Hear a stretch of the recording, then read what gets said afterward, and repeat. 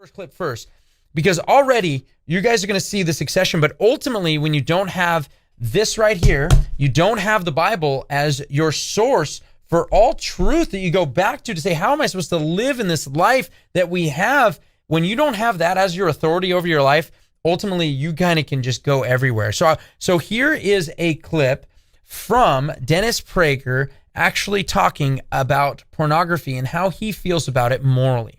Obviously, Christianity and Judaism are not identical religions. We have no equivalent that if you look upon another woman with lust, it's as if you have committed adultery with your heart. There's only one way to commit adultery in Judaism, and it's with a different organ. Men want variety.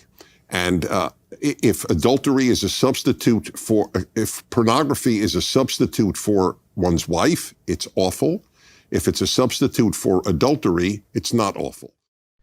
Now, we want to warn about, obviously, the future great falling away that the Bible talks about, but also so many of the false prophets that are already here in this day.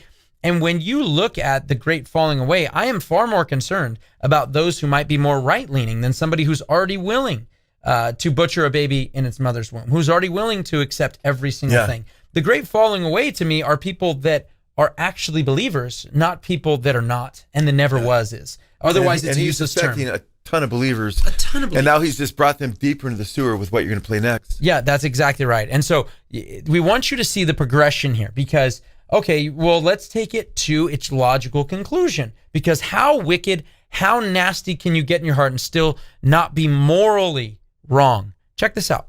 Would you use the word evil of animated child pornography? Because I certainly would. No, I would use evil only with behavior.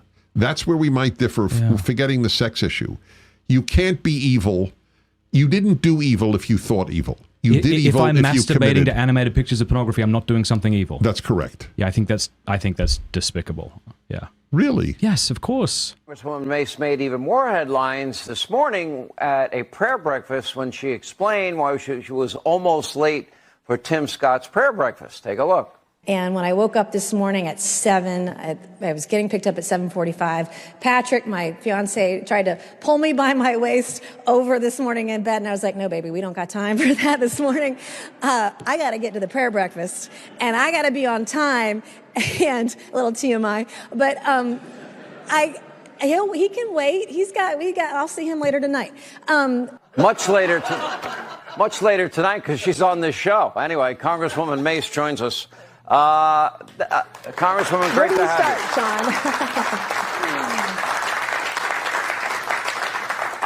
I guess you'll get home sometime around midnight tonight. So I thought it was pretty funny at a prayer breakfast. Good for you for having a great sense of humor.